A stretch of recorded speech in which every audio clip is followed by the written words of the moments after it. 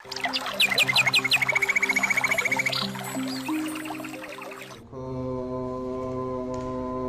बुद्धानुपादो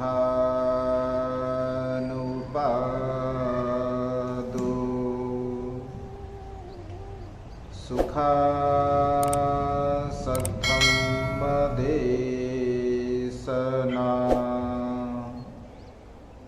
सुखा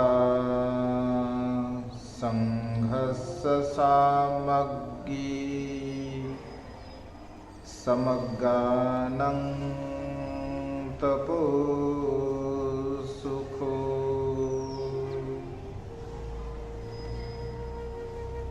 विश्ववंदनीय विश्व शांतिदूत महामानव तथागत सम्यक संबुद्ध, त्या तथागतांचा पावन आणि पवित्र सद्धम्म, त्या सद्धम्माचा सातत्याने प्रचार आणि प्रसार करणारा सदापूजनीय भिक्खू संघ, बुद्ध धम्म आणि संघ या महान तीन रत्नाची आम्हा सर्वांना माहिती करून देणारे, आम्हा सर्वांचे आधारस्तंभ, भारतीय घटनेचे शिल्पकार परमपिता बोधिसत्व गुणपेतांग डॉक्टर बाबासाहेब आंबेडकर आज या मंगलमय प्रसंगी ऑनलाईन धम्मदेशना श्रवण करण्यासाठी उपस्थित संपूर्ण श्रद्धासंपन्न उपासक उपासिका, बालक तथा बालिकांनो, आजची ही धम्मदेशना विशेष आहे। तर जे निमित्त आहे की अविनाश सरांनी यूट्यूबवरून, जसं त्यांनी सांगितल्याप्रमाणे यूट्यूबवरून माझा त्यांनी नंबर घेतला आणि त्या दृष्टिकोनातून त्यांनी माझ्यासोबत संपर्क साधला। खरं तर इथून आपणा सर्वांना संबोधित करत असताना मला अतिशय आनंद होत आहे। पहिली गोष्ट तर आपण तेवढ्या दूर राहून एक चांगल्या प्रकारचं सुखपूर्वक असं जीवन जगत आहात आणि अधिक आपल्याला सुख प्राप्त व्हावं या दृष्टिकोनातून एक चांगला विचार आपल्यासोबत असावा आणि त्या चांगल्या विचाराला अनुसरून आपल्याला एक अधिकचं सुखपूर्वक जीवन कशा प्रकारे जगता येईल या दृष्टिकोनातून तथागतांचा जो उपदेश आहे तो तथागतांचा उपदेश आपल्यासाठी फार कल्याणकारी ठरणारा आहे। प्युरिटी ऑफ माइंड हे जे आपलं चॅनल आहे, या चॅनलच्या द्वारा अनेक वेगवेगळ्या भागामध्ये भगवंतांचा कल्याणकारी उपदेश जे लोकांपर्यंत पोहोचत आहे। आज आपणा सर्वांना सुद्धा या प्रसंगी धम्मदेशना देण्याचा एक अत्यंत चांगल्या प्रकारचा योग या ठिकाणी निर्माण झालेला आहे। खरं तर आजचा हा जो विषय आहे तसा विषय गंभीर आहे। शील, समाधी आणि प्रज्ञा हा अत्यंत गंभीर असा विषय आहे, परंतु जेवढा साध्या आणि सोप्या भाषेमध्ये आपणा सर्वांना सांगता येईल एवढ्या साध्या सोप्या भाषेमध्ये सांगण्याचा प्रयत्न करेल। शील, समाधी, प्रज्ञा म्हणजेच बुद्ध। शील, समाधी, प्रज्ञा म्हणजे आर्य अष्टांगिक मार्ग। शील, समाधी, प्रज्ञा म्हणजे जीवन जगण्याचा एक श्रेष्ठ मार्ग। हे तीन अंग आहेत मानवी जीवनाला सुख प्राप्त करून देण्यासाठी। हे अत्यंत महत्त्वपूर्ण असे तीन अंग आहेत। या तीन अंगाचं अनुसरण करणारा प्रत्येक मनुष्यसत्व, या सृष्टीमध्ये जीवन जगणारा प्रत्येक मनुष्यसत्व, मग इथे जात नाही आहे, इथे संप्रदाय नाही आहे, इथं वर्ण भेद नाही आहे, म्हणजे कुठल्याही प्रकारे या मार्गाचं अनुसरण करणारा व्यक्ती जर या तीन मार्गाचं अनुसरण करत असेल तर तो सुखपूर्वक जीवन जगू शकतो। आणि त्यामुळे भगवंतांचा जो कल्याणकारी उपदेश आहे तो कल्याणकारी उपदेश आपली आध्यात्मिक उन्नती साधण्यासाठी, आपल्याला आध्यात्मिक एक बल प्राप्त होण्यासाठी अत्यंत महत्त्वपूर्ण आहे.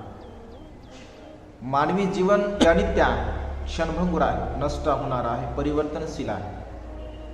आणि या परिवर्तनशील जीवनामध्ये, या नष्ट होणाऱ्या जीवनामध्ये, या क्षणभंगुरतेच्या जीवनामध्ये आपल्याला एक सुख कशा प्रकारचं प्राप्त होईल, आपण सुख कशा प्रकारे प्राप्त करू, संसारामध्ये राहून सुद्धा आपण सुखाच्या मार्गाचं कशा प्रकारे अनुसरण करू, या दृष्टिकोनातून भगवंताने अनेक वेळा उपदेश केलेले आहे. आणि त्यामुळे भगवंताचा जो कल्याणकारी उपदेश आहे, तो कल्याणकारी उपदेश सर्वांसाठी समान रूपाने तो लागू पडणारा आहे. आणि त्यामुळे आज थोडक्यामध्ये आपण भगवंताच्या श्रेष्ठ मार्गाला समजून घेण्याचा प्रयत्न करूया. आपण जो विषय दिला होता तो विषय आहे शील, समाधी आणि प्रज्ञा. थोडक्यामध्ये आपण त्याला समजून घेऊया. शील म्हणजे काय? शील म्हणजे सदाचार, शील म्हणजे नीतिमत्ता, शील म्हणजे सुचरित धम्माचं अनुसरण. हे शील म्हणजे एक सदाचाराचा मार्ग आहे. शील म्हणजे पुण्य प्राप्त करून देणारा एक मार्ग आहे. शील म्हणजे साध्या सोप्या भाषेमध्ये सदाचार, शील म्हणजे नीतिमत्ता, शील म्हणजे सुचरित धम्माचं अनुसरण. मग सुचरित धम्म म्हणजे काय? सदाचाराचा मार्ग म्हणजे काय? किंवा सुचरित धम्माचं अनुसरण करत असताना आपल्याला कोणकोणत्या गोष्टीचं अनुसरण करावं लागेल, या गोष्टींचा विचार, चिंतन, मनन आपण या प्रसंगी करत आहोत. सदग्रस्तांसाठी विशेष रूपाने भगवंताने काही शील सदाचाराचे मार्ग म्हणजे सांगितले आहे. भगवंत आपले जेव्हा जेव्हा देशना देत असत तेव्हा तेव्हा शील मार्ग, दान मार्ग, म्हणजे सुरुवातीला भगवंत दान सांगायचे, त्यानंतर शील सांगायचे, त्यानंतर मानवी जीवनासाठी जे कामवासना आहे याचे दुष्परिणाम कशा प्रकारचे आहे या संदर्भामध्ये भगवंत उपदेश करत असत. आणि त्यानंतर भगवंत 4 आर्य सत्याचे देशना देत असत. तर सुरुवातीला शील समजून घेणं अत्यंत गरजेचं आहे. आपल्या जीवनामध्ये जर शीलाचं आपण अनुसरण करत असतो, शील म्हणजे काय तर सदग्रस्तांसाठी म्हणजे उपासक आणि उपासिकेसाठी 5 प्रकारचे शील भगवंताने सांगितलं आहे. शील म्हणजे साध्या सोप्या भाषेमध्ये नियम, ऐक ना, रूल्स ज्याला म्हणतो असतो आपण. जीवन जगण्यासाठी जे रूल्स भगवंताने सांगितले, जे नियम भगवंताने सांगितले, जी आचारसंहिता भगवंताने सांगितले, तर ती आचारसंहिता, ते रूल्स, ते नियम पालन करणारा प्रत्येक मनुष्य सत्व आपल्या आध्यात्मिक सुखाला प्राप्त करू शकतो. भौतिक सुख वेगळं आणि आध्यात्मिक सुख वेगळं. मग सुखाची व्याख्या आपण काय करतो? सुखाची व्याख्या करत असताना जसं आपल्याकडे पैसा असेल, आपल्याकडे धन असेल, आपल्याला नोकरी असेल, आपल्याला राहण्यासाठी घर असेल, आपल्याला मुलंबाळ असतील, म्हणजे भौतिक ज्या काही गोष्टी आपल्याकडे, ज्याला सुखाची साधने आपण म्हणत असतो, तर ती सुखाची साधने आपल्याकडे असताना मी सुखी आहे अशा प्रकारची व्याख्या सर्वसाधारणपणे आपण करत असतो. परंतु ही जी सुखाची व्याख्या आहे तर ही कायमस्वरूपी टिकणारी नाही आहे. ही क्षणभंगुर आहे, ही व्याख्या परिवर्तनशील आहे, ही व्याख्या बदलणारी आहे. मग आपल्याला कायमस्वरूपी सुखाची जी व्याख्या भगवंताने सांगितलेली आहे तर ती सुखाची व्याख्या कोणती आहे तर ते आध्यात्मिक सुख आहे. मग आध्यात्मिक सुख आपल्याला कशा पद्धतीने प्राप्त होऊ शकते तर आध्यात्मिक सुख आपल्याला प्राप्त करून घेण्यासाठी 5 नियम, 5 तत्व आपण त्यांचा अंगीकार केला पाहिजे. जसं भगवंत असे म्हणतात की कोणत्याही प्रकारच्या प्राण्यांची हिंसा आपण आपल्या जीवनामध्ये करू नये, ज्याला पालीमध्ये असं म्हटलं आहे की पानातिपाता वेरमणी सिक्खापदं समादियामि. म्हणजे कोणत्याही प्रकारच्या प्राण्यांची हिंसा माझ्याकडून मी करणार नाही. मग प्राण्यांची हिंसा म्हणजे काय, प्राण्याला मारणे म्हणजे काय, किंवा प्राण्यांची हिंसा कधी होऊ शकते, तर भगवंत असे म्हणतात की आपण जेव्हा एखाद्या प्राण्याला म्हणजे मारत असतो, त्याची हिंसा करतो, त्याची हत्या करतो, तर मनुष्य प्राण्यांची हिंसा का करतो, तर 3 दृष्टिकोनातून 3 विचार माणसाच्या मनामध्ये उत्पन्न झाल्यानंतर मनुष्य प्राण्यांची हिंसा करत असतो. एक तर मनुष्याच्या मनामध्ये राग उत्पन्न व्हावा, एक तर द्वेष उत्पन्न व्हावा, किंवा मनामध्ये मोह उत्पन्न व्हावा. राग, द्वेष, लोभ आणि मोह या 3 गोष्टीच्या आधाराने मनुष्य प्राण्यांची हिंसा करत असतो. मग प्राण्यांची हिंसा आपण का करू नये, किंवा प्राण्यांची हिंसा केल्यानंतर आपल्याला काय हानी होते किंवा काय लाभ होतो, तर प्राण्यांची हिंसा केल्यामुळे आपली खूप मोठी हानी होते असं भगवंतांनी म्हटलं आहे. मग प्राण्यांची हिंसा केल्यामुळे काय हानी होते, कशा प्रकारची हानी होते, तर विशेष रूपाने 4 गोष्टीची आपली हानी होत असते. प्राण्यांची हिंसा केल्यानंतर 4 गोष्टीची हानी होते. एक, आपलं आयुष्य कमी होते, वर्ण कमी होतो, सुख कमी होते आणि बल कमी होते. म्हणजे आयुष्य, वर्ण, सुख आणि बल ह्या 4 गोष्टी आपल्या कमी होत असतात जर आपण प्राण्यांची हिंसा करत असेल तर, ठीक आहे. म्हणजे शीलाचा हा एक मार्ग आहे. मग या प्राण्यांची हिंसा केल्यामुळे ह्या 4 गोष्टी माझ्या जर कमी होत असतील, ठीक आहे, माझं आयुष्य कमी होत असेल, माझा वर्ण सतेज राहत नसेल, मला सुख लाभत नसेल आणि मला बल लाभत नसेल, आपला जीवन जगण्याचा उद्देशच हा आहे, ह्या 4 गोष्टी आपल्याला प्राप्त कराव्या. आपल्याला असं वाटतं की मी सुखी राहावे, मी समाधानी राहावे, मला आरोग्य संपन्नता प्राप्त करावी, ठीक आहे, मला वर्ण माझा सतेज असावा, मी चांगल्या प्रकारचं सुंदर दिसावं. म्हणजे ह्या 4 गोष्टी आपली हानी होते प्राण्यांची हिंसा केल्यामुळे. मग प्राण्यांची हिंसा स्वतः केली किंवा आपण दुसऱ्याला जर करण्यासाठी सांगितलं किंवा प्राण्यांची हिंसा करा, ठीक आहे, तरी सुद्धा अकुशल कर्म आहे, तरी सुद्धा वाईट कर्म आहे, तरी सुद्धा पाप कर्म आहे.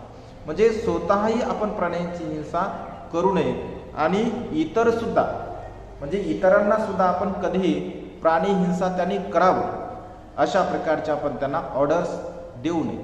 म्हणजे स्वतःही न करणे आणि इतरांना सुद्धा करण्यासाठी प्रेरित न करणे किंवा त्या कर्मामध्ये आपण सहभागी सुद्धा न होणे प्राण्यांच्या हिंसेमध्ये.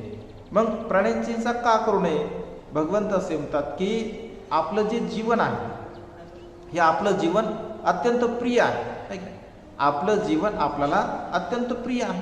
या सृष्टीमध्ये जीवन जगणारा प्रत्येक मनुष्य स्वतःला प्रिय समजतो, ठीक आहे. जर आपल्याला एखादी छोटीशी जखम झाली असेल, ठीक आहे, छोटीशी जखम झाली आपल्याला किंवा काही त्रास झाला तर आपल्याला दुःख कशा प्रकारे होते, आपल्याला दुःख होत असते. अगदी तशाच प्रकारे मी इतरांना जर मारलं, मी इतरांना जर दुःख दिलं, मी इतरांना जर त्रास दिला तर मला तशाच प्रकारचं दुःख मिळेल, अशा प्रकारची भावना आपल्या मनामध्ये, आपल्या चित्तामध्ये आपण निर्माण केली पाहिजे. आणि त्यामुळे कोणत्याही प्रकारच्या प्राण्यांची हिंसा माझ्याकडून होऊ नये अशा प्रकारची भावना आपण आपल्या मनामध्ये निर्माण केली पाहिजे. मग प्राण्यांची हिंसा करू नये तर आपण काय करावं, आहे की नाही, तर प्राण्यांची हिंसा करू नये आपण काय करावं, तर आपण मैत्री भावना करावी, आहे की नाही, आपण मंगल मैत्रीची भावना करावी. मैत्री भावना जर आपण करत असेल, मंगल मैत्रीची भावना जर आपण करत असेल तर आपल्या जीवनामध्ये खूप साऱ्या प्रकारचे लाभ आपल्याला प्राप्त होत असतात. विशेष रूपाने भगवंताने मैत्री भावना करणाऱ्या व्यक्तींना 11 प्रकारचे लाभ होतात असं भगवंताने म्हटलं आहे. म्हणजे मैत्री भावना करणारा मनुष्य सुखाने जीवन जगत असतो. मग मैत्री भावना म्हणजे काय, तर स्वतःच्या प्रती एक मंगल मैत्रीची भावना आपण निर्माण केली पाहिजे. स्वतःच्या प्रती जर आपण मंगल मैत्रीची भावना करत असेल, स्वतःच्या प्रती एक मंगल मैत्रीची भावना आपली असावी आणि स्वतःच्या प्रती मंगल मैत्रीची भावना आपण जर आपण करत असेल, म्हणजे मी स्वतः सुखी हो, इतर सुखी हो, नाही का, मीही स्वतः सुखी असलो पाहिजे, इतर सुखी असले पाहिजे, म्हणजे या सृष्टीमधले संपूर्ण प्राणी सुखी असले पाहिजे, समाधानी असले पाहिजे, अशा प्रकारची एक भावना आपण आपल्या मनामध्ये निर्माण केली पाहिजे. म्हणजे मंगलमैत्री भावना करणं अत्यंत गरजेचं आहे. कारण मनुष्य हा कर्माच्या आधाराने जीवन जगत असतो. मनुष्य हा कर्माच्या आधाराने जीवन जगत असतो. म्हणजे जशा प्रकारचे कर्म मनुष्य करत असेल तशा प्रकारचं सुख आणि दुःख मनुष्याला प्राप्त होत असते. कर्म हे आपले दायाद असतात, कर्म हे आपले बंधू असतात, कर्म हे आपले माता पिता असतात, कर्म हे आपले वारस असतात, कर्म ही आपली योनी असते. आणि सर्व प्रकारच्या कर्माच्या आधाराने या सृष्टीमध्ये आपल्याला जे जे काही प्राप्त होत असते ते सर्वच्या सर्व आपल्या कर्मबलाने आपल्याला प्राप्त होत असते.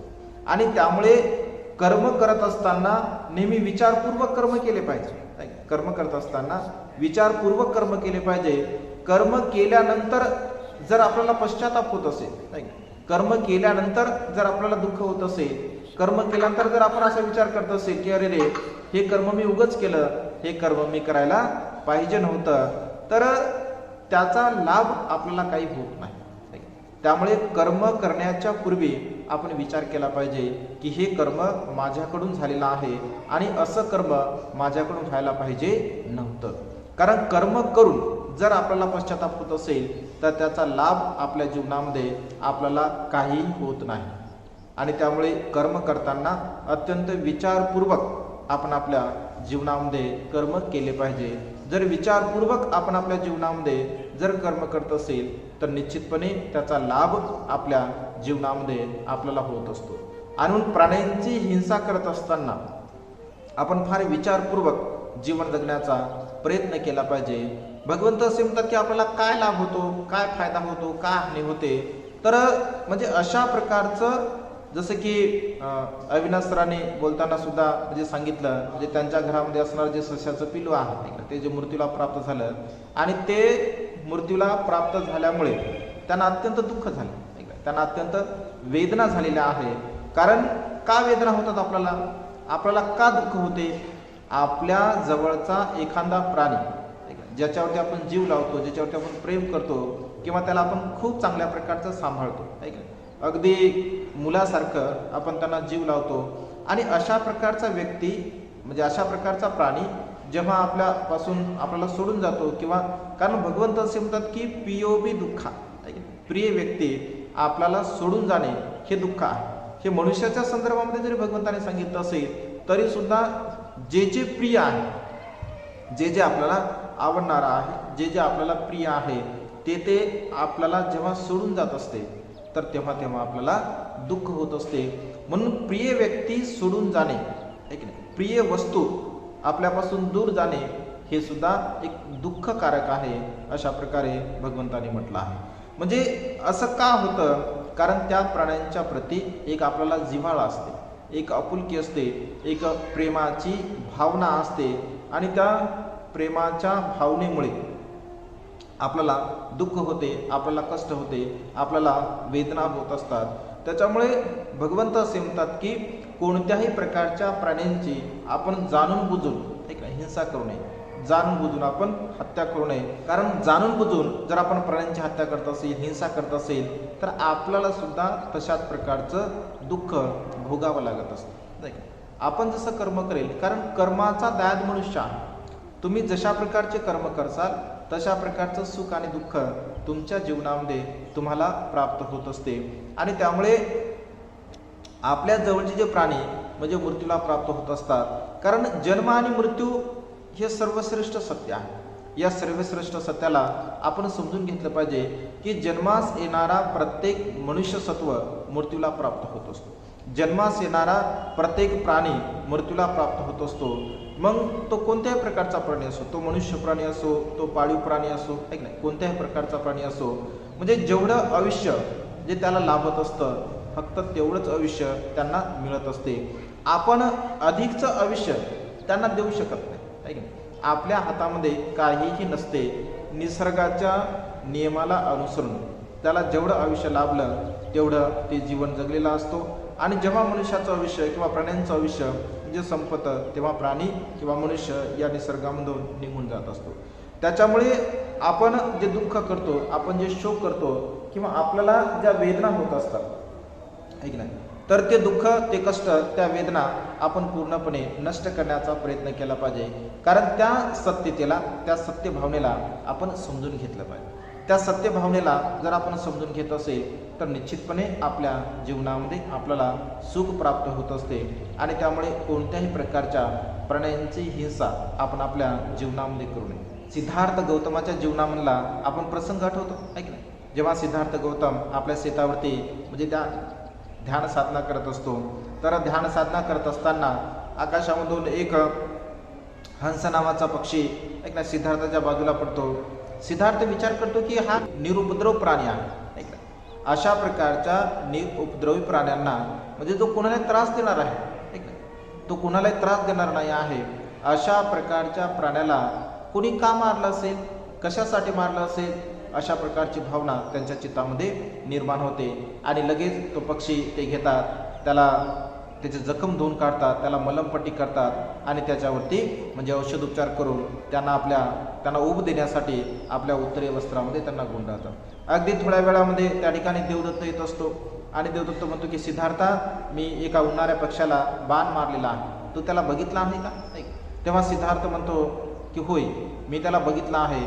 आणि जखमी झालेला जो हंस असतो तर त्यांना ते बऱ्या झालेल्या अवस्थेमध्ये देत असतो. तर तो म्हणतो माझा आहे, तो म्हणतो तो माझा आहे ऐक नाही. देवदत्त म्हणतो तो माझा आहे कारण मी त्याची शिकार केली आहे. सिद्धार्थ म्हणतो तो माझा आहे कारण मी त्याला वाचवलेला आहे. मारणारापेक्षा तारणारा हा कधीही श्रेष्ठ असतो. म्हणजे अशा प्रकारे सिद्धार्थ गौतमाच्या मनामध्ये प्राण्यांच्या प्रती जी मंगलमैत्रीची भावना होती, ती मंगलमैत्रीची भावना ओतपोत अगदी सुरुवातीपासून त्यांच्या मनामध्ये भरलेली होती. आणि म्हणून साहजिक आहे आपल्या मनामध्ये जी प्राण्यांच्या प्रती मंगलमैत्रीची भावना आहे तर ती मंगलमैत्रीची भावना सदा सर्व काळ आपण त्यांच्या प्रती आपल्या चित्तामध्ये निर्माण करण्याचा प्रयत्न केला पाहिजे. कारण आपण जर मैत्रीभाव करत असेल म्हणजे दुसऱ्यांच्या प्रती आपल्या मनामध्ये मैत्रीची भावना उत्पन्न होत असेल तर निश्चितपणे आपलं जे मन आहे तर ते मृदू आहे, आपलं मन कोमल आहे. आपल्या मनातील रागाला कमी करण्यासाठी, आपल्या मनातील द्वेषाला कमी करण्यासाठी, आपल्या मनातील मोहाला कमी करण्यासाठी आपल्या मनामध्ये मैत्री भावना उत्पन्न होणं अत्यंत गरजेचं आहे. म्हणून कुठल्याही प्रकारच्या प्राण्यांची हिंसा माझ्याकडून कळत न कळत होणार नाही, अशा प्रकारची भावना आपण आपल्या मनामध्ये निर्माण केला पाहिजे. ज्याला पहिलं शील असं म्हटलं आहे की कोणत्याही प्रकारच्या प्राण्यांची हिंसा मी करणार नाही, अशा प्रकारची प्रतिज्ञा मी माझ्या जीवनामध्ये धारण करतो किंवा ग्रहण करतो. त्याच्यानंतर दुसरं शील आहे अदिन्ना दाना वेरमणी सिक्खापदं समादियामि. अदिन्ना म्हणजे कोणत्याही प्रकारची न दिलेली वस्तू मी सेवन करणार नाही, मी ग्रहण करणार नाही. म्हणजे मला जर दिली नसेल ती जी माझी नाही आहे, त्याच्यावरती माझा अधिकार नाही आहे. सारांश रूपाने चोरीचं कर्म जे आहे, ज्याला चौर्य कर्म म्हटलं आहे, चोरीचं कर्म आपण आपल्या जीवनामध्ये कधीही करू नये. मग चोरीचं कर्म करू नये तर मग आपण काय करावं, तर आपण दान पुण्य करावं. दान पुण्य हे आपल्या जीवनामध्ये एक सुखाचं माध्यम आहे. दान पुण्य अत्यंत गरजेचं आहे. जर चौर्य कर्म करून आपण जीवन जगत असेल तर आपल्या जीवनाला सुख लाभत नाही, आपल्या जीवनाला समाधान लाभत नाही आणि आपण चांगल्या प्रकारचं जीवन जगू शकत नाही.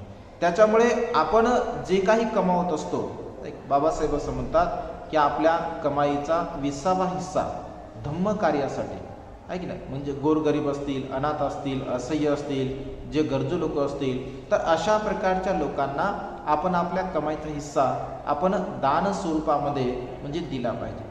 कारण दान स्वरूपामध्ये जर आपण तो कमाईचा देत असेल तर आपल्या जीवनामध्ये जे चांगलं कर्म आहे, जे कुशल कर्म आहे, पुण्यकर्म आहे, तर त्या कुशल कर्माला, त्या पुण्यकर्माला आपण धारण करू शकतो, त्याला आपण निर्माण करू शकतो.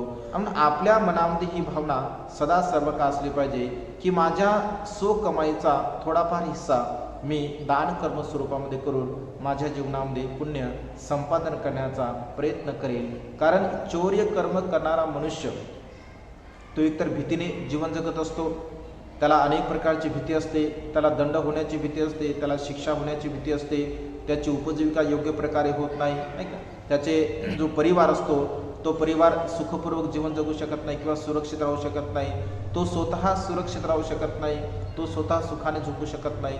म्हणजे चोरी करणाऱ्या मनुष्याच्या जीवनामध्ये अनेक प्रकारचे दुःखद प्रसंग किंवा दुःखद घटना निर्माण होऊ शकतात. तर त्यामुळे आपण कोणत्याही प्रकारे चोरी करून आपली उपजीविका करू नये. तर चांगल्या प्रकारची मेहनत करावी, परिश्रम करावे, आहे की नाही.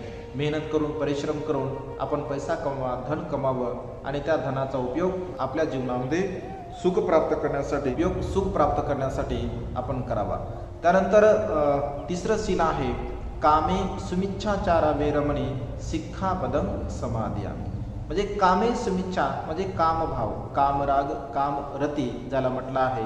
म्हणजे काम वासनेच्या अधीन राहून आपण कोणत्याही प्रकारचं जीवन जगू नये. काम वासना संसारामध्ये जीवन जगत असताना भगवंत असे म्हणतात की पुरुषाने परस्त्री गमन करू नये आणि स्त्रीने परपुरुष गमन करू नये.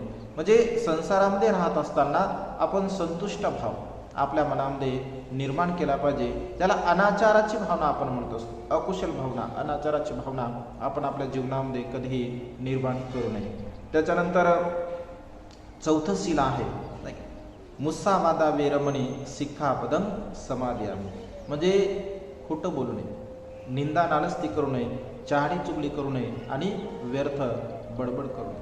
म्हणजे हे शील अत्यंत महत्त्वपूर्ण आहे. हे शील अत्यंत महत्त्वपूर्ण आहे की संसारामध्ये मनुष्य जीवन जगत असताना कधी आपण खोटं बोलू नये, कधी आपण कुणाची निंदा नालस्ती करू नये, कधी चहाडी चुगली करू नये, कधी व्यर्थ बडबड आपण आपल्या जीवनामध्ये करू नये. म्हणजे हे शील जर आपण आपल्या जीवनामध्ये धारण करत असेल, त्याला पालन करत असेल, तर निश्चितपणे आपण सुखाला प्राप्त होऊ शकतो. कारण आपली जी वाणी आहे, आपलं जे बोलणं आहे, हे बोलणं अत्यंत महत्त्वपूर्ण आहे. व्यवहारामध्ये तुम्ही कशा प्रकारे बोलता, तुम्ही कशा प्रकारे वागता, हे अत्यंत महत्त्वपूर्ण आहे. तुमची वाणी जर मृदू असेल, तुमची वाणी जर कोमल असेल, तुमची वाणी अत्यंत चांगल्या प्रकारची असेल, मैत्रीयुक्त तुमची वाणी असेल, तर तुम्हाला लोक लाईक करतील, तुम्ही लोकाला आवडसाल आणि त्याच्यामुळे वाणी आपली नेहमी चांगली असावी, मृदू असावी, कोमल असावी. कारण वाणी म्हणजे मुखाने, वाणीने आपण जे काही बोलतो, परंतु व्यवहारामध्ये जर आपण बघितलं असेल तर अनेक लोक खोटं बोलून आपली उपजीविका करतात, अनेक लोक दुसऱ्यांची निंदानास्ती करतात, अनेक लोक चहाडी चुगली करतात, अनेक लोक व्यर्थ बडबड करत असतात. भगवंत असे म्हणतात की अशा प्रकारच्या कर्माला अनुसरून जीवन जगणारा जो व्यक्ती आहे तर तो म्हणजे सुखाला प्राप्त होऊ शकतो. ऐक ना, वाणी म्हणजे बोलणं अत्यंत महत्त्वपूर्ण आहे. बघा भगवंताकडे काय होतं, भगवंताकडे कुठल्याही प्रकारचं फार काही असं विशेष म्हणजे धनसंपदा नव्हती, ज्या धनसंपदेच्या बलाने ते लोकांवरती प्रभाव पाडू शकतील. भगवंताची केवळ वाणी होती, भगवंताचं केवळ बोलणं होतं. भगवंताने बोलण्याच्या बलावरती संपूर्ण जगावरती राज्य मिळवलं. अलीकडच्या काळामध्ये 56 जर आपण बघितलं असेल, आहे की नाही, 19व्या शतकामध्ये 18व्या शतकामध्ये अलीकडे बाबासाहेब आपल्यामधून निघून गेले. बाबासाहेबांकडे काय होतं, बाबासाहेबांकडे केवळ वाणी होती, भाषा होती. म्हणजे माणसाची वाणी जर प्रभावशाली असेल, माणसाची वाणी जर चांगली असेल, तर त्या वाणीच्या बलाने मनुष्य आपल्या जीवनामध्ये खूप चांगल्या प्रकारचं जीवन जगू शकतो. बोलताना आपण नेहमी मृदू बोलावं, नेहमी कोमल बोलावं, नेहमी चांगल्या प्रकारचं बोलावं असं म्हटलं आहे. वाणीचे विशेष रूपाने 3 प्रकार म्हणजे सांगितले गेले आहेत. आपण जे बोलतो त्याचे 3 प्रकार भगवंताने सांगितले. पहिला प्रकार सांगताना भगवंत असे म्हणतात की आपण जे बोलतो अगदी पाण्यावरती काठी मारल्यासारखं त्याचा प्रकार आहे. जसं पाण्यावरती जर आपण काठी मारली तर त्या पाण्याचे वलय म्हणजे दोन्ही बाजूने होत असतं आणि दोन्ही बाजूने वलय झाल्यानंतर काही क्षणामध्ये ते पाणी पूर्णपणे एकरूप होत असते. अगदी तशाच प्रकारे आपण जर काही शब्द बोललो, जरी वाईट बोललो असेल आपण, परंतु त्याच्यामध्ये कुठल्याही प्रकारचा द्वेष नसतो, कुठल्याही प्रकारचा लोभ नसतो, मोह नसतो आणि ते सहजगत्या आपण बोलतो आणि ते विसरून जात असतो. ऐक ना, जसं आई आपल्या मुलाला जे रागावते, बोलते, आई आपल्या मुलाला रागावत असेल, बोलत असेल, तर तिच्या मनामध्ये राग नसते, तिच्या मनामध्ये द्वेष नसते, तिच्या मनामध्ये मोह नसते, तिच्या मनामध्ये केवळ प्रेम असते. आणि त्यामुळे आई रागाने जरी बोलली असेल तर आपल्याला दुःख होत नाही, आपल्याला वाईट वाटत नाही, अगदी पाण्यावरती काठी मारल्यासारखं. दुसऱ्या शब्दाबद्दल बोलतात भगवंत, ज्याप्रमाणे जमिनीवरती आपण रेघ ओढतो, अगदी जमिनीवरती रेघ ओढल्यानंतर ती काही वेळानंतर काही काळानंतर म्हणजे मिटून जाते, अगदी तशा प्रकारे काही शब्द असतात ठीक ना. आपण बोलतो मग 1 दिवस म्हणा, 2 दिवस म्हणा, 8 दिवस म्हणा, 10 दिवस म्हणा, ते आपल्या मनामध्ये राहतात आणि पुन्हा आपण ते विसरून जात असतो. याचा काही विशेषचा परिणाम होत नाही. त्याच्यानंतर तिसऱ्या प्रकारची वाणी असते, ज्याप्रमाणे दगडावरती कोरीव काम करावं है की नाही, दगडावरती नक्षीकाम करावं आणि त्या दगडावरती नक्षीकाम केल्यानंतर ज्या पद्धतीने ते कधीही मिटत नाही, अनेक वर्षानुवर्ष राहत असते, अगदी तशा प्रकारे काही लोकांची वाणी असते. काही लोकांचं बोलणं तसं असतं आणि त्यामुळे त्यांचं बोलणं तसं असल्यामुळे भगवंत असे म्हणतात की ते लोकांना तोडतात, लोकांना दुःख देतात, लोकांच्या मनामध्ये एक वैरत्वाची भावना निर्माण करत असतात. अशा प्रकारची वाणी आपण कधीही बोलू नये, कारण अशा प्रकारची वाणी जर आपण अत्यंत कठोर, काही लोक आपण बघतो की अत्यंत कठोर बोलतात, अत्यंत द्वेषाने बोलतात. म्हणजे एखादा व्यक्ती जर बोलला तर लगेच माणसाचं मन दुःख होते, माणसाला वेदना होतात. अशा प्रकारचे काही लोक म्हणजे बोलत असतात. तर अशा प्रकारे आपण बोलू नये. भगवंत असे म्हणतात की ही वाणी जी आहे याचे परिणाम फार भयंकर आहे. आपल्या वाणीचे जे परिणाम आहे ते अत्यंत भयंकर आहे. एखादा मनुष्य जर अकुशल कर्म करत असेल, म्हणजे दुसऱ्यांच्या प्रती आपण निंदा करत असेल, नालस्ती करत असेल, चाडीचुगली करत असेल, तर त्याचे परिणाम खूप वाईट आहेत असं भगवंतांनी म्हटलं आहे. कधी उदाहरणाने काही गोष्टी समजतात. मी तुम्हाला एक छोटंसं उदाहरण सांगतो भगवंताच्या काळामधलं. बघा, भगवंताच्या काळामध्ये एक वेळचा प्रसंग आहे. भगवंत श्रावस्ती नगरीमध्ये वास्तव्य करत होते आणि श्रावस्ती नगरीमध्ये वास्तव्य करत असताना देवदत्त, भगवंताच्या संघामध्ये जो देवदत्त भिक्षू होता, तर तो देवदत्त जेव्हा संघाची फूट पडते आणि संघाची फूट पडल्यानंतर देवदत्तांचा संघ वेगळा होतो, भगवंताचा संघ वेगळा असतो. तर देवदत्ताच्या संघामध्ये एक कोकालिका नावाचा भिक्षू असतो आणि मग तो कोकालिका नावाचा भिक्षू एक वेळेस भगवंताकडे येतो. भगवंत श्रावस्तीमध्ये जेव्हा राहत असतात आणि श्रावस्तीमध्ये राहत असताना तो भगवंताकडे भगवंताला म्हणतो की भगवान, माझी बुद्धावरती श्रद्धा आहे, भगवान माझी धर्मावरती श्रद्धा आहे, भगवान माझी संघावरती श्रद्धा आहे. परंतु भगवंताचे जे अग्रश्रावक आहेत सारीपुत्त आणि महामंगल आहे, भगवान ते पापी आहे, भगवान ते दुराचार्य आहे, भगवान ते वासनेला बळी पडलेले आहे. भगवंत असे म्हणतो की अरे कोकालिका, असं बोलू नको. सारीपुत्तांबद्दल तू मनामध्ये मैत्रीभाव उत्पन्न कर, महामंगलांप्रती तुझ्या मनामध्ये मैत्रीभाव तू उत्पन्न कर, असं तू बोलू नको. सारीपुत्र प्रज्ञावान आहे, महामंगलान प्रज्ञावान आहे, ज्ञानी आहे, बुद्धिमान आहे, शीलवान आहे, सदाचारी आहे, तू त्यांच्याबद्दल असं बोलू नको.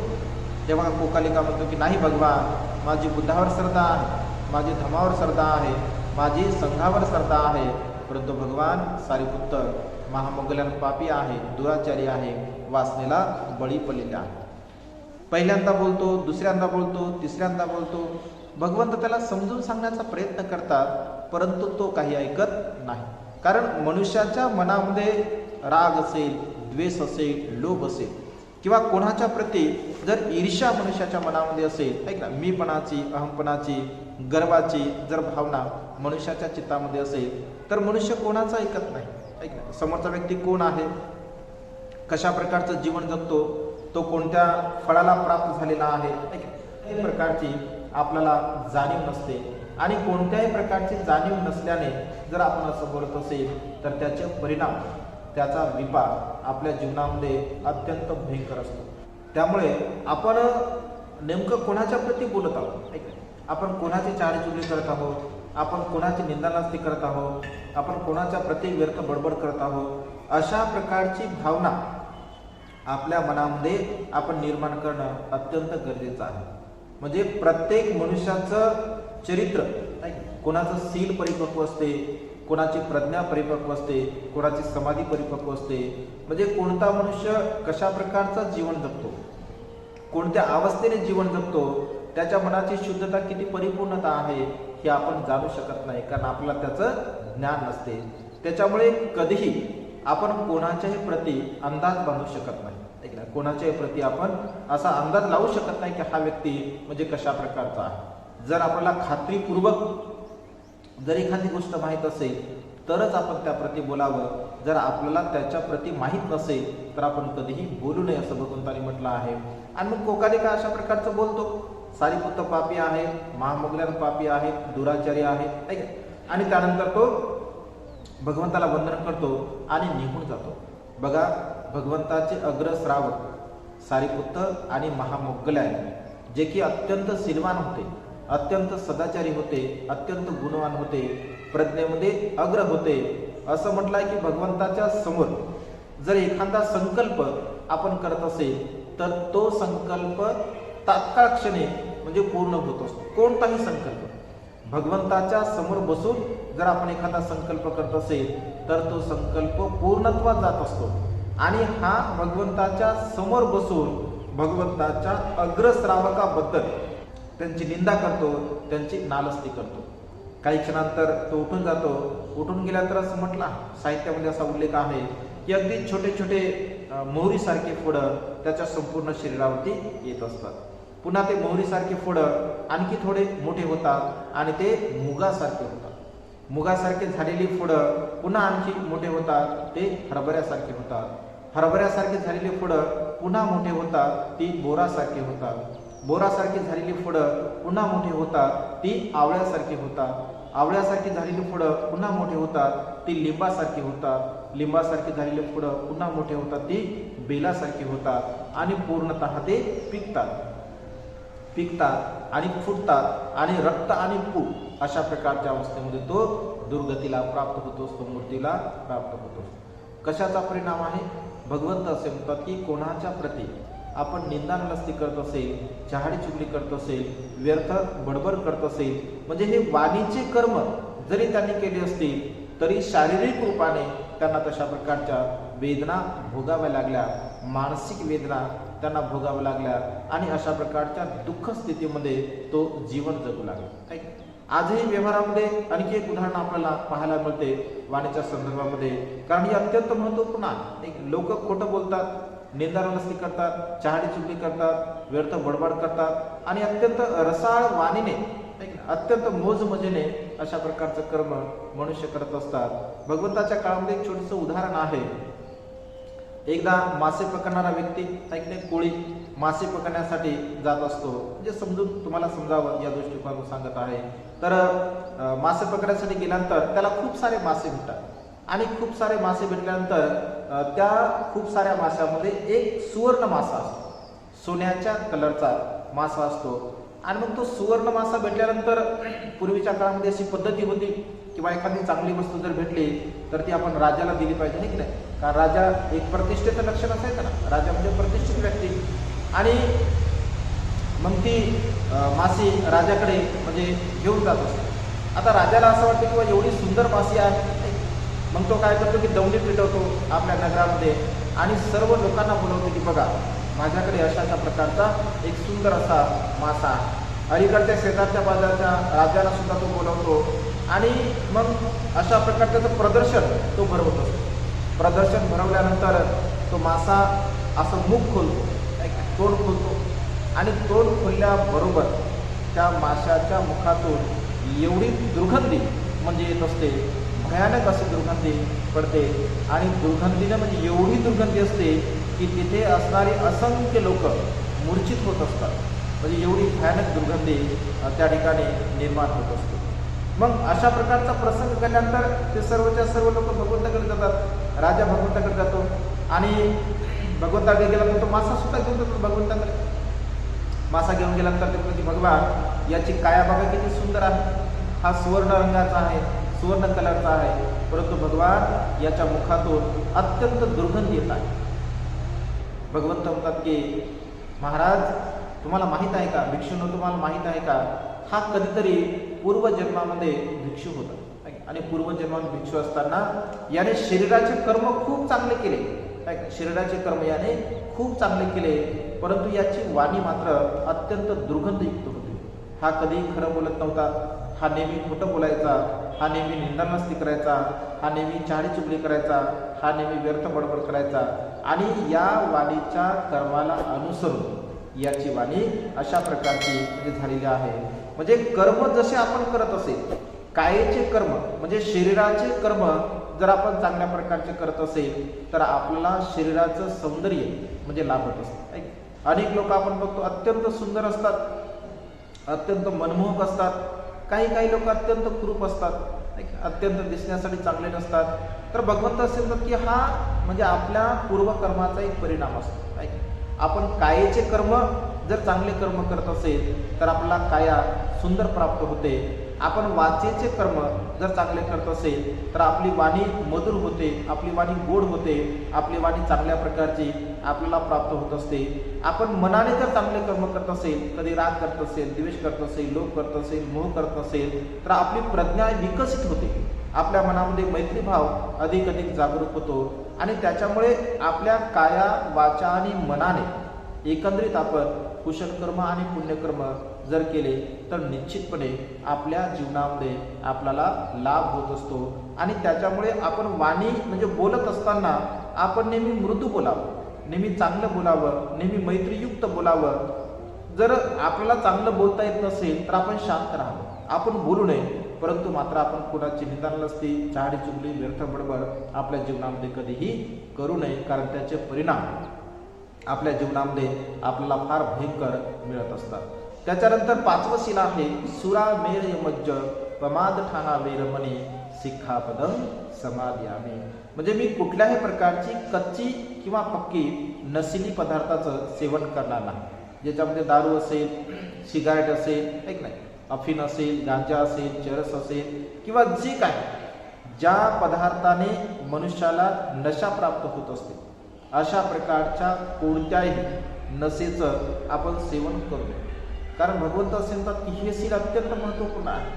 वरच्या 4 शीलाचा आधार हे 5वं शील आहे. जर हे 5वं शील जर आपलं भंग होत असेल, हे 5वं शील जर आपण त्याला चांगल्या प्रकारचं धारण करत नसेल, त्याचं अनुसरण करत नसेल तर आपल्याला कधीही कोणत्याही प्रकारचं सुख लाभू शकत नाही. त्याच्यामुळे हे शील अत्यंत महत्त्वपूर्ण आहे. या 5 शीलाचा तो आधार आहे. कारण ज्याप्रमाणे एखाद्या भांड्यांची उतरण असेल, त्या उतरणीच्या खालच्या बाजूला आपण मोठं भांडं ठेवत असतो आणि नंतर मग छोटे छोटे भांडं ठेवतो का? कारण खालचं भांडं जर मोठं असेल तर त्याचा आधार त्याला मिळू शकतो. अगदी तशा प्रकारे वरचे जे 4 शीला तर 5वं शील हे त्याचा सर्व प्रकारचा आधार आहे. मद्य आपण सेवन का करू नये? मद्य सेवन केल्यानंतर आपल्याला काय हानी होते, काय दुःख प्राप्त होते? तर भगवंत असे म्हणतात की मद्य सेवन केल्यामुळे आपली नगदी हानी म्हणजे आपलं जे धन आहे त्या धनाची हानी होत असते. आपलं धन नष्ट होते. जे धन आपण मेहनतीने कमावलं, जे धन आपण परिश्रमाने कमावलं, जे धन आपण खूप मेहनत करून, परिश्रम करून, हाल अपेष्टा सहन करून, डे नाईट ड्युटी करून आपण ते धन कमावलेलं असतं आणि आपण ते नगदी धन त्या व्यसनधीनतेमध्ये आपण नष्ट करत असतो. एक धनाची हानी आपली होत असते. दुसरी गोष्ट आपल्याला इज्जत राहत नाही, आपला सन्मान होत नाही. दारू पिणाऱ्या व्यक्तीला कोणत्याही प्रकारे कोणत्याही समाजामध्ये, कोणत्याही देशामध्ये किंवा कोणत्याही विदेशामध्ये सन्मान मिळत नाही. असं तुम्ही कधी बघितलं का किंवा ऐकलं का? किंवा दारू पिणारा व्यक्ती आहे आणि त्या दारू पिणाऱ्या व्यक्तीला फार मोठा सन्मान दिला किंवा हा खूप मोठा दारू पित होता आणि दारू पिण्यामध्ये याने फार मोठा अवॉर्ड प्राप्त केला, बक्षीस मिळवलं, असं कधी ऐकलं का? नाही. कारण दारू पिणाऱ्या व्यक्तीला कोणत्याही प्रकारचा सन्मान मिळू शकत नाही.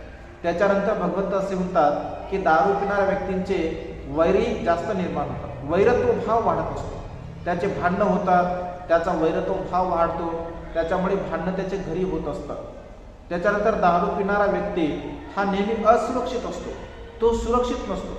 कारण तो स्वतः दारू पित असल्यामुळे तो स्वतःला सुरक्षित ठेवू शकत नाही. कारण त्याची अधिक जर त्याने मदिरा सेवन केली, दारू सेवन केली असेल तर तो स्वतःच्या बुद्धीवरती त्याचा ताबा मिळू शकत नाही. त्याच्यामुळे तो स्वतः सुरक्षित राहत नाही, त्याची पत्नी, मुलं बाळ सुद्धा सुरक्षित राहू शकत नाही. त्याच्यावरती चोरीचा आरोप सुद्धा येऊ शकतो, कारण दारू पिणारा व्यक्ती सुद्धा चोरी कर्म करू शकतो, नाही का. दारू पिणारा व्यक्ती अनेक चोरी करतात, अनेक उदाहरणं आपल्या समोर आहेत. दारू प्यायला जर पैसे नसतील, नाही का, तर लोक मारामाऱ्या करतात, चोरी करतात, भांडण करतात, तंटे करतात, वादविवाद करतात. त्याच्यामुळे चोरीचं आरोप सुद्धा त्याच्यावरती लागू शकतो. म्हणजे अशा प्रकारे दारू हे दुःखाचं एक उगमस्थान आहे. तुमच्या जीवनामध्ये जर दुःख निर्माण होत असेल तर दारू हे सर्वात मोठं त्याच्यासाठी कारण आहे. आणि सर्वात महत्त्वाची गोष्ट, आपल्या निसर्गाने दिलेलं जे अत्यंत महत्त्वपूर्ण शरीर आहे, निसर्गाने दिलेलं शरीर पुन्हा आपण कितीही पैसे दिले तरी सुद्धा ते प्राप्त होऊ शकत नाही, कारण निसर्गाने दिलेलं शरीर वेगळं असते. तुम्ही आर्टिफिशियल जर कितीही त्याला बनवण्याचा प्रयत्न केला तरी सुद्धा निसर्गाने दिलेलं शरीरासारखं शरीर पुन्हा कधीही बनू शकत नाही. त्याच्यामुळे निसर्गाने दिलेल्या शरीराची हानी होते. आणि सर्वात महत्त्वाची गोष्ट, सर्वात महत्त्वाची हानी म्हणजे प्रज्ञेची हानी होते. आपण बुद्धिमत्ता आपली म्हणजे चांगल्या प्रकारची प्राप्त होऊ शकत नाही, आपण ज्ञानाला प्राप्त करू शकत नाही, आपण सत्य धम्माला प्राप्त करू शकत नाही. आणि त्यामुळे जीवन जगत असताना आपण कधीही कोणत्याही प्रकारचं व्यसन आपल्या जीवनामध्ये करू नये, कारण व्यसनहीनता जर आपल्या जीवनामध्ये असेल तर आपल्याला कोणत्याही प्रकारचा लाभ तर होतच नाही, परंतु आपली हानी मात्र होत असते. तर हे 5 सील आहे. जीवन जगण्याचा आधार हे 5 सील आहे. आणि या 5 सीलाचं जर तुम्ही अनुसरण करत असाल म्हणजे जीवनामध्ये, तर तुमच्या जीवनामध्ये तुम्हाला सुख प्राप्त होऊ शकते. याचे 3 अंग सांगितले, काया, वाचा आणि मन. काया म्हणजे शरीर. शरीराने आपण प्राण्यांची हिंसा करू नये, चोरी करू नये, व्यभिचार करू नये, आपल्या वाणीने आपण खोटं बोलू नये, निंदानास्ती करू नये, चहाडी चुगली करू नये, व्यर्थ बडबड करू नये. आपण आपल्या मनाने कधी राग करू नये, द्वेष करू नये, लोभ करू नये, मोह करू नये, मीपणा, अहमपणा, गर्व, ईर्ष्या म्हणजे हे जे अकुशल विचार आहेत, हे जे वाईट विचार आहेत, या सर्व प्रकारच्या वाईट विचाराला आपण पूर्णपणे नष्ट केलं पाहिजे, नाहीसं करण्याचा प्रयत्न केला पाहिजे. म्हणजे हे सील आहे, हा सदाचार आहे, ही नीतिमत्ता. मग ही नीतिमत्ता, हा सदाचार, हे सील म्हणजे या सीलाचं अनुसरण करणारा व्यक्ती देशात असो, विदेशात असो, परदेशामध्ये असो, कोणत्या जातीचा असो, कोणत्या धर्माचा असो, कोणत्या पंथाचा असो, कोणत्या संप्रदायाचा असो, तो कोणत्याही अवस्थेमध्ये जीवन जगणारा असो, कसे जीवन जगणारा असो, प्रत्येक मनुष्याला ज्याला असं वाटतं की मी सुखपूर्वक जीवन जगावे, माझ्या जीवनामध्ये सुख प्राप्त व्हावं, अशा प्रकारची भावना जर त्याच्या मनामध्ये निर्माण होत असेल तर त्या मनुष्याने या 5 शिलाचं अनुसरण केलं पाहिजे, या 5 शिलाचं पालन केलं पाहिजे, ज्याला सील कर्म असं म्हटलं. सील हा मनुष्याच्या जीवनाचा अलंकार आहे असं भगवंताने म्हटलं आहे. सील हा मनुष्याच्या जीवनाचा दागिना आहे. सील हा मनुष्याच्या जीवनाचा पाया आहे असं भगवंताने म्हटलं आहे. म्हणून सीलाचं अनुसरण आपण केलं पाहिजे. त्याच्यानंतर दुसरं कर्म आहे समाधी. समाधी भावना आपल्या जीवनामध्ये असणं अत्यंत आवश्यक आहे. समाधी म्हणजे काय? समाधी म्हणजे डोळे लावून बसणे नव्हे. समाधी म्हणजे डोळे लावून बसणे नव्हे, तर समाधी म्हणजे कुशल चित्ताची एकाग्रता. कुशल चित्त, निर्मळ चित्त, पवित्र चित्त, पवित्र चित्त असेल, निर्मळ चित्त असेल, कुशल चित्त असेल, आणि त्या कुशल चित्ताच्या द्वारा जर आपण समाधीची भावना करत असेल, समाधी भावना का करावी? आपण जे काही कर्म करत असतो, बाह्य दृष्टिकोनातून आपण जे जे कर्म करतो, तर त्या बाह्य दृष्टिकोनातून केलेल्या कर्माला, त्या कर्मावरती चिंतन मनन करणं अत्यंत गरजेचं आहे. जोपर्यंत आपण आपल्या जीवनाच्या संदर्भामध्ये चिंतन मनन करत नसेल, आपण बहिर्मुखी जर जीवन जगत असेल, आध्यात्मिक रूपाने जर आपण जीवन जगण्यासाठी चिंतन मनन करत नसेल, तर आपल्या जीवनामध्ये जी सत्यता भावना आहे, ती सत्य भावना आपल्याला कधीही प्राप्त होऊ शकत नाही. म्हणून मनाला एकाग्र करण्यासाठी, मनाला संयमित करण्यासाठी समाधी भावना असणं अत्यंत गरजेचं आहे. कारण मन मुख्य आहे. भगवंत असे म्हणतात की मनोकुभंगमा धम्मा मनो सेठा मनोमया मनसाचे पद उठेना भासती वा करोती वा ततो नं दुःख मनवेती चक्कम वह वहतो पदम ततोनं सुखमन्वेती छायाव अनपाय.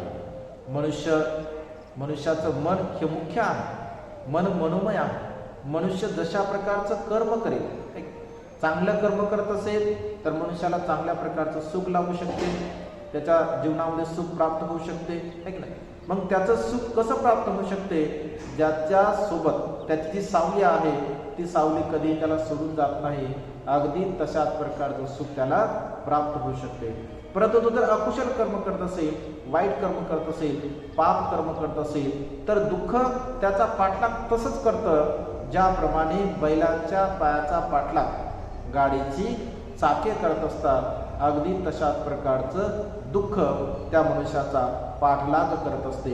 आणि म्हणून आपल्या जीवनामध्ये आपण नेहमी चांगल्या प्रकारचं कुशल कर्म, पुण्यकर्म करावं. कारण मन हे अत्यंत चंचल आहे, मन अत्यंत दुर्दम्य आहे, मन अत्यंत कठीण आहे. भगवंत असे म्हणतात, फदनं चप्पलं चित्तं दुरख दुनिवार्यं उजुं करोति मेधावी उषुकारव तेजनं. मन हे अत्यंत चंचल आहे, अत्यंत दुर्दम्य आहे, अत्यंत कठीण आहे. या कठीण मनाला आपल्याला संयमित केलं पाहिजे. या कठीण मनाला आपल्याला योग्य मार्गावरती, चांगल्या मार्गावरती लावण्याचा प्रयत्न केला पाहिजे. जर चांगल्या मार्गावरती, योग्य मार्गावरती आपण या मनाला जर लावत असेल तर निश्चितपणे एक चांगल्या मार्गाचं अनुसरण आपण करत असतो. आणि चांगल्या मार्गाचं जर आपण अनुसरण करत असेल, चांगल्या मार्गाने जर आपण जीवन जगत असेल तर निश्चितपणे आपण सुखाला प्राप्त करू शकतो. आणि त्यामुळे समाधी भावना करणं अत्यंत गरजेचं आहे. मनाला एकाग्र करणं अत्यंत गरजेचं आहे. मनाला जर एकाग्र तुम्ही करत असाल, आनापान सतीची भावना तुम्ही करत असाल, विपश्यनेची भावना तुम्ही करत असाल तर निश्चितपणे तुमच्या जीवनामध्ये तुम्हाला सुख प्राप्त होऊ शकते. म्हणून सम्यक समाधीची भावना करणं अत्यंत गरजेचं आहे. त्याच्यानंतर तिसरं कर्म आहे प्रज्ञा. प्रज्ञा म्हणजे काय? प्रज्ञा म्हणजे निर्मळ बुद्धी.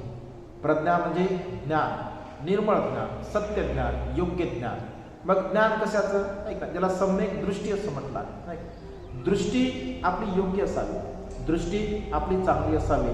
दृष्टी म्हणजे बघण्याचा दृष्टिकोन आहे, ज्याला राईट व्ह्यू असं म्हटलं आहे. बघण्याचा दृष्टिकोन आपला चांगला असावा, योग्य असावा. म्हणजे बघण्याचा दृष्टिकोन म्हणजे काय? बा चांगलं का आहे, वाईट का आहे, योग्य का आहे, अयोग्य का आहे, अशा प्रकारची भावना आपल्या मनामध्ये आपण नेहमी सदा सर्व काळ निर्माण केली पाहिजे. चांगलं वाईट आपल्याला समजलं पाहिजे, आपल्या हिताचं अहिताचं आपल्याला समजलं पाहिजे. माझं सुख कशामध्ये आहे, माझं दुःख कशामध्ये आहे हे सुद्धा आपल्याला समजलं पाहिजे. ज्याला योग्य दृष्टिकोन असं भगवंतांनी म्हटलं आहे. म्हणून प्रज्ञा आपल्याकडे असणं अत्यंत गरजेचं आहे. मग प्रज्ञा कोणती असावी? प्रज्ञा म्हणजे काय? तर चार आर्य सत्याचं ज्ञान म्हणजे प्रज्ञा. चार आर्य सत्य.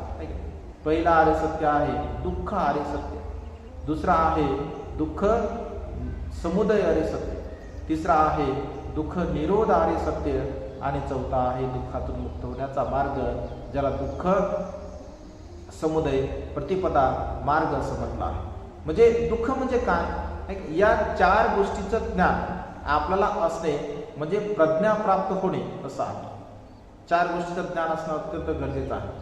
जरी आपण व्यवहारामध्ये म्हणत असेल किंवा दुःख आहे दुःख आहे दुःख आहे, परंतु प्रत्यक्ष रूपाने त्याला जाणणे हे अत्यंत महत्त्वपूर्ण असतं. प्रत्यक्ष रूपाने मग दुःखाचे कारण भगवंताने सांगितले, दुःखाचा समुदाय भगवंताने सांगितला. केवळ दुःख सांगून भगवंत थांबले नाही, तर या दुःखाला आपण नष्ट सुद्धा करू शकतो, या दुःखाला आपण नाहीसं सुद्धा करू शकतो. हाही सुद्धा भगवंताने मार्ग सांगितला आहे, ज्याला आर्य अष्टांगिक मार्ग म्हटला आहे, ज्याला शील समाधी प्रज्ञा असं म्हटलं आहे. मग दुःख म्हणजे काय? थोडक्यामध्ये आपण 5-7 मिनिटांमध्ये बघूया, त्यानंतर आपलं सेशन संपन्न होईल. दुःख म्हणजे काय? तर भगवंत असे म्हणतात की जन्म घेणे दुःख आहे, जन्म घेणे दुःख आहे. त्याच्यानंतर म्हातारपण सुद्धा दुःखकारक आहे, आजारपण दुःखकारक आहे, मृत्यू दुःखकारक आहे. ऐका, प्रिय व्यक्ती आपल्याला सोडून जाणे हे सुद्धा दुःखकारक आहे. अप्रिय व्यक्ती ज्यांचा आपल्यासोबत पटत नाही असा व्यक्ती समोर येणे हे सुद्धा दुःखकारक आहे. यंपींची न लभंती दुःखा, इच्छेची पूर्ती न होणे हे सुद्धा दुःखकारक आहे. संखितेन पचुपादान खंदा दुःखा, म्हणजे संक्षिप्त रूपाने संक्षिप्त रूपाने रूप, वेदना, संज्ञा, संस्कार आणि विज्ञान हे 5 उपादान स्कंद दुःखकारक आहे. म्हणजे हे दुःखाचे कारण 12 कारणे भगवंताने दुःखाचे सांगितले आहे. त्यानंतर दुःखाचा समुदय काम तृष्णा, भव तृष्णा आणि विभव तृष्णा या 3 तृष्णा मनुष्याच्या जीवनामध्ये दुःखाला कारणीभूत ठरत असतात. याचा निरोध होऊ शकतो.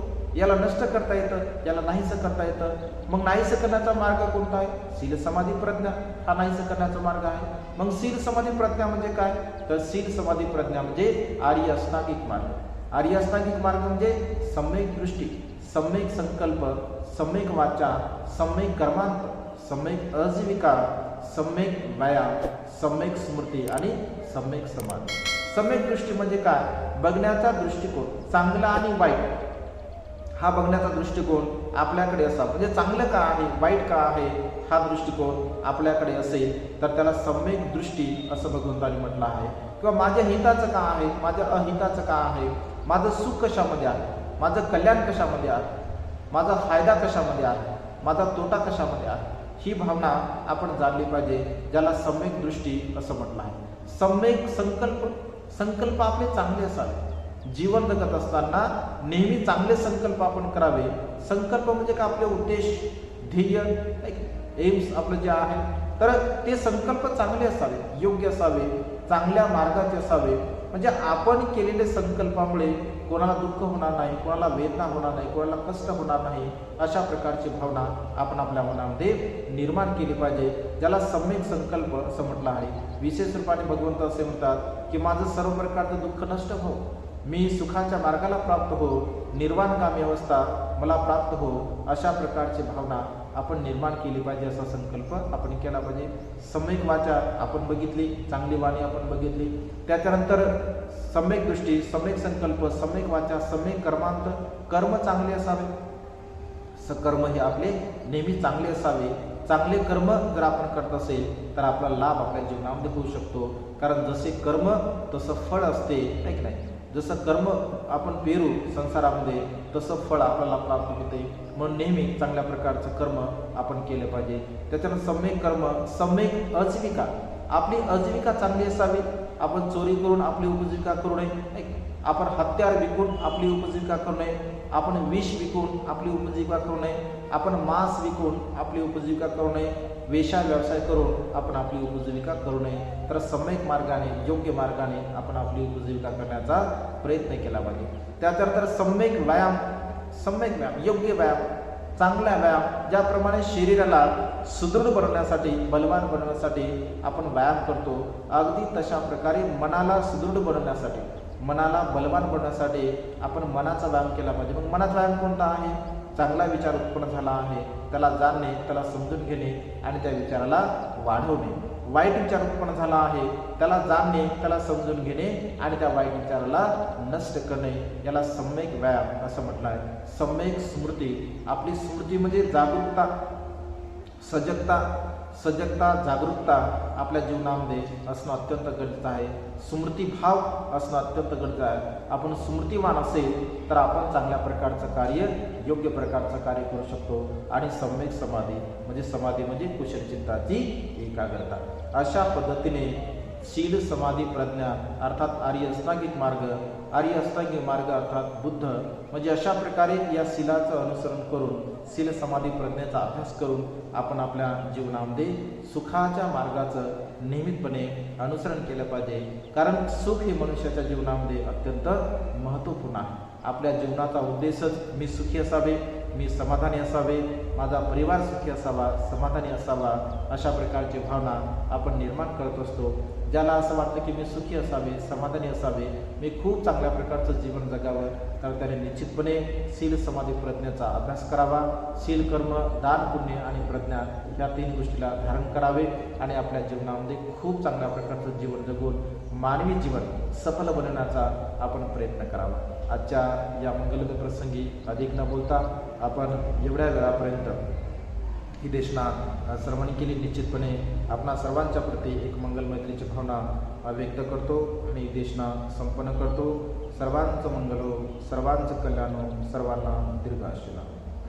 सबिन्ति विभजन्तु सर्वरोगो विनाशतु माते भवत्वन्तरायो सुखी दीर्घायिको भव भवतु सर्वमङ्गलं रक्षन्तु सर्वदेवता सर्वबुद्धानुभावेन सदा शुद्धि भवन्तु ते भवतु सर्वमङ्गलं रक्षन्तु सर्वदेवता सर्वधर्मानुभावेन सदा शुद्धि भवन्तु ते भवतु सर्वमङ्गलं रक्षन्तु सर्वदेवता सर्वसङ्घानुभावेन सदा शुद्धि भवन्तु ते साधु साधु